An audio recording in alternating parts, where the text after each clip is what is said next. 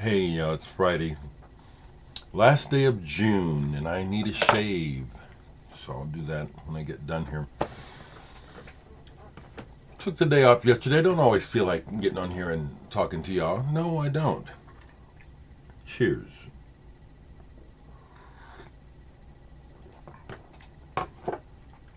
I've been making these videos for quite a while now, and it seems like I have a steady base of people who watch. I have no idea who they are, but the number is always about 1,100 views within a couple days. And I look back at some of my older videos, and some of those videos are up to over 30,000, 40,000 views. And something that is not apparent is what I deal with behind the scenes or here in my life, which is no matter what I say, people contact me. They try to contact me. The most annoying is through Messenger. I just don't want to, chit chat online. This is it. People will leave me messages in emails. I don't respond. If you got to tell me something, that's fine, but don't expect a response, because you don't. I'm not exaggerating when I say people come out of the woodwork. I don't know who these people are. Something else that's been happening, not as often, and I hope it doesn't happen more, because I'm not interested, is people contacting me wanting me to become a spokesman and wanting to pay me to say certain things, push products, waving, saying, if you're interested, we have a contract. No contracts. If there's one thing I hope I never do again in this life, is sign another contract. I hope I never do.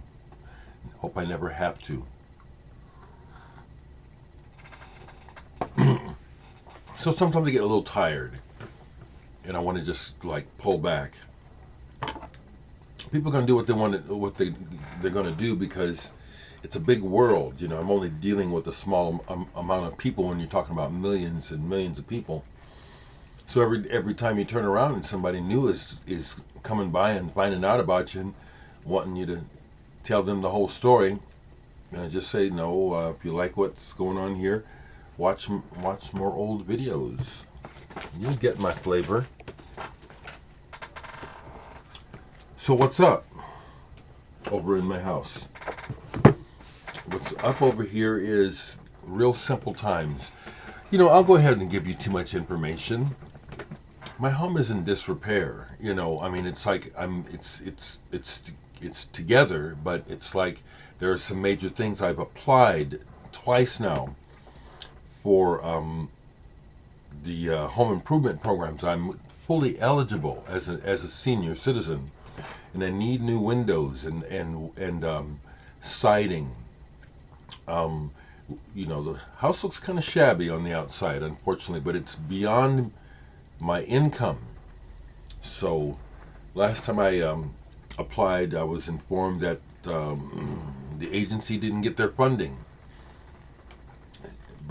But this June, I received a new application from the city for the program. So they sent me an application. That's encouraging. Anyway, that's why I try to keep it real simple, because I just, I'm glad I'm not homeless, and just keep it together, house. Don't fall apart on me. And the other thing that I'm aware of, I don't worry about it, but I'm aware of it, is the climate change that we have been known about and we were warned about. Smart people started warning us about it back in the 80s and 90s. Now we're wrestling with severe climate change issues, and still our leadership is doing zero about it. Nothing. Just gonna make the money. Just gonna make the money. I guess that's the most important thing in life, is the money. Okay, so What else is happening here? Musically, what's happening here is the fellow that gave me this book, thank you so much. Never met him. Some fellow named Jeremy online.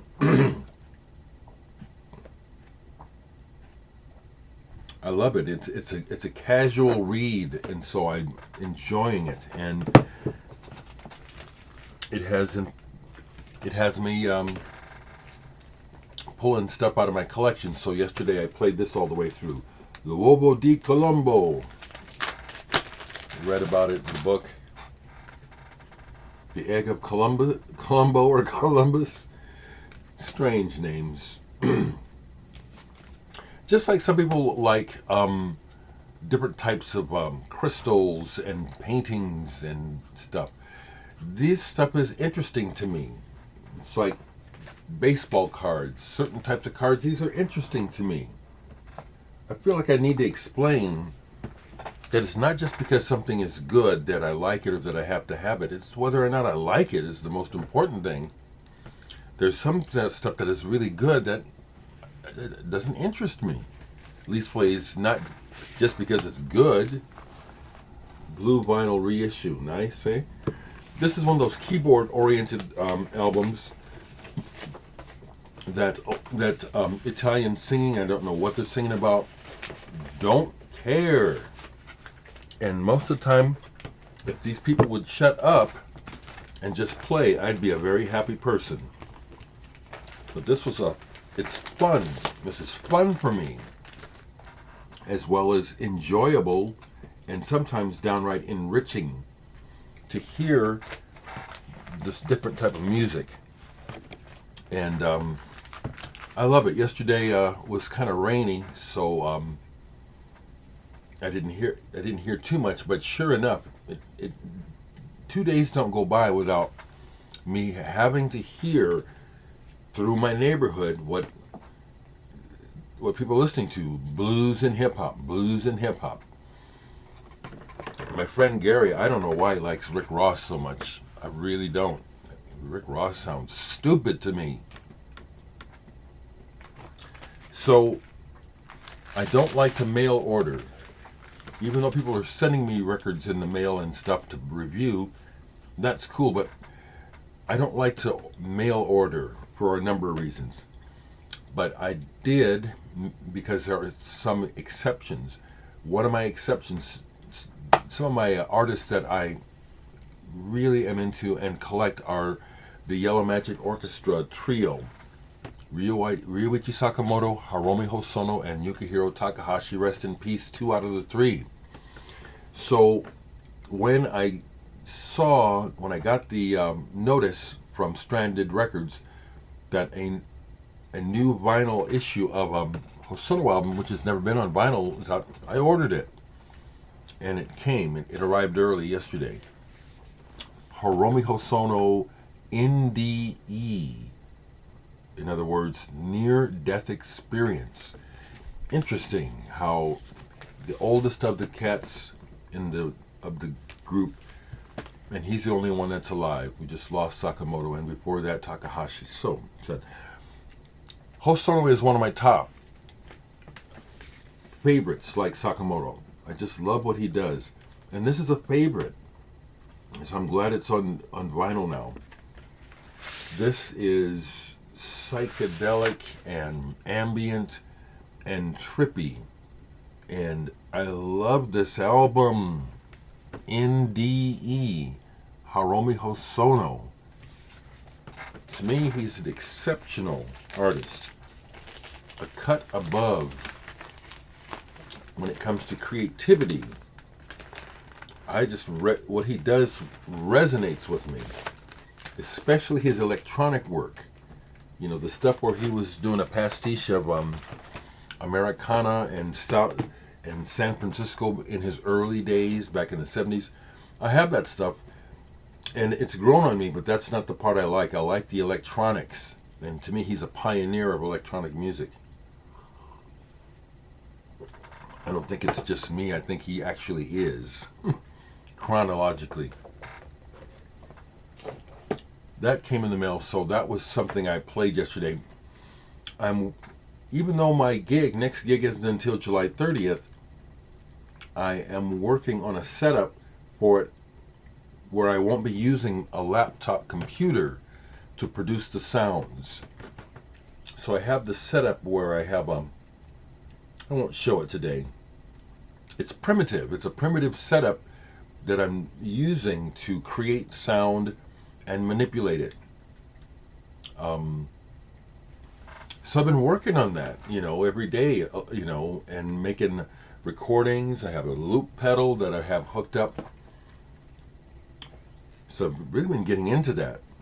So a lot of what I've been doing is mining my collection, and a lot of it my own stuff, sampling myself to manipulate for the sound, the noise branch set that I have coming up. But something that, okay, so I haven't played this yet. Brian, if you happen to see this, Brian Day of Public Eyesore Air Records, we have a new album coming out together in about a month, sent me a new release from his Air label. John Collins McCormick, Healthy Alternative to Thinking is the name of this cassette. I haven't played it yet, so maybe I'll get to this today. But in picking stuff to sample, this release from Brian Day's Public Eyesore label from several years ago, I got some stuff up with this. The Machine Gun TV Go. I think this is really wild and really cool. Japanese noise pop. When I put this on, and it's like, wow, why isn't this... It's a dumb question. It seems like it ought to be known about. The Machine Gun TV. This is wild. It's very cool. So let me get this in there before I forget. In the last few days, I finally had a real good listen to this Das Rad. Martin Archer's group, one of his groups. Their latest release, Veer. I'm not super familiar with all of the Das Rads. I have them, but this one strikes me as the best so far. And this one strikes me as one that it got a repeat right away with the track We Too Shall Rule. I said, that sounds like a big track. It sounds like a King Crimson type of track. It sounds like like a contender for it's real memorable and it's powerful. And this is good. This is all over the place. There's some free blowing, but the ensemble work on this is pushing it. It's fusion and psychedelia and jazz all mixed up. Best one yet, Martin, if you see this, Das Rad, Veer. Really enjoyed this last play. And like I said, when we got to We Too Shall Rule, I said, what? I gotta play that again. That's some good stuff. Good stuff. So yeah, I'm okay with keeping it simple and close to home.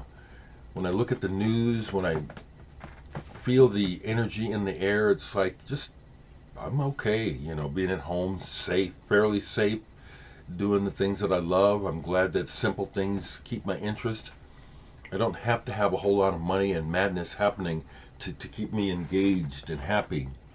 Some people have to have all sorts of shit going on. I don't need that. Happy to be alive. Pat Bullock, if you see this, you can get a hold of me today. But call me, Pat. You're here. You're here. So it's weird to me that you're right in Council Bluffs, and you can call me. I don't have to leave a message here. Call me, man. Pat was one of my younger brother Patrick's friends, who I remain in contact with. So here's another record I pulled to show. I haven't played it yet. But my collection is pretty well rounded. From 1956, Louis Armstrong, some concert recordings, Ambassador Satch. This is kind of interesting. It's a New Zealand pressing, and it's one of those old style labels that's not round.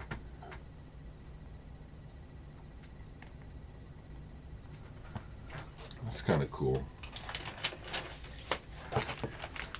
Another personal connection. I don't remember it. My brother Patrick remembers it well, and my brother James probably does. But my grandfather was a prominent Baptist minister here in Nebraska, and St. John's Baptist Church. Well-respected man, and he was one of the few pastors who actually practiced what he preached. He left his cat and round behind in his blues days when he became a minister. But my younger brother remembers, I don't know if you remember Stephanie, I don't, but he reminds me, and when he tells me the story, it sounds familiar. But Louis Armstrong was a guest at my grandparents' house, early 60s. This actually was not uncommon for my family and probably several other black families here in Omaha and around the country, where prominent, important black people would be your guests. Sometimes they'd even stay with you because they couldn't get into hotels and stuff because of racism and prejudice and the affirmative action thing. It was a shame that it had to be made into a law in the first place. I don't know that it probably helped some people, but now it's off. It's like our leaders don't care about the people. It's weird. Okay, more music. Because music is a good focus for me. You know, when I look at the news and the madness with politicians, I get very irate. So, just refocus on art. Haven't done any visual art in a while. I might do that soon. Steve Hackett, Genesis Revisited, live at the Royal Albert Hall. I love that Steve Hackett is constantly on the road, constantly gigging, will not stop, loves playing that guitar, and he's really good, and he's kept the music of Genesis alive with his band. They play it really well. I dare say they have improved the arrangements on some of the old songs, and this is very good. I don't miss Peter Gabriel's voice on this at all. Excuse me. So this got played in the last couple days. This is out. I haven't played it, but it's being talked about because there's some more tapes from this period that have just been issued. Arthur Russell, World of Echo. His story is kind of interesting. I just bought this album shortly after it came out because of the cover, and it's good. It's very good. Kind of experimental. So as a result of watching that Johnny Lydon Public Image Limited documentary, this is the only record of theirs I have anymore. I bought Metal Box when it came out, and I bought the first one and the first single in the newspaper. I had all those. I bought them when they came out, and that's the stuff that I sold when I sold most of my punk stuff. Yeah, in many ways I wish I still had those records. There's no room for them. But do I wish I still had those records? Yeah, actually. Happy by Public Image Limited. Really, really quite commercial in overall sound. And Seattle was a song that they were playing a little bit. The Body was another one that they were trying to make a hit out of. But solid band, and I'm glad to have found out about the trajectory of the Public Image Limited players who all have been in the band over the years. That version of the band was really solid. Musically, very solid. Very solid. Cheers. So this is the last day of Pride Month, but to my mind, it's Pride all the time, and how sad that we have to make it designate a month for people who exist. They didn't choose. This is the way this is the way people are, always have been and always will be. And just because someone has a small mind and thinks that they have the power to dictate to others and oppress others, that's what's going on. It's wrong. So I celebrate diversity and I celebrate pride and people being what they are. Honestly. I love seeing the rainbow flags here in Omaha. I hate that I still see Trump shit every now and then. It's mind-blowing. Mind-blowing that people are still, just blows my mind that there's still people pushing that stinking, worthless, harmful, sociopath, psychopath, taking up too much of the airwaves. Needs to be shut up and put away. It's such an issue. It comes out. It's flavoring everything in politics and in the news. This bullshit with that grifter. I said it back in 2016 and before that. I said I can't believe that this man's gonna get into office, and when he does, it's gonna be so bad. And I knew it. I didn't want to be right. It was obvious. Did anyone want to think otherwise? Okay. So, make it a good day. Hope evening whenever you see this. Be well and share good stuff. Try to raise the energy level. Thanks for being with me, folks.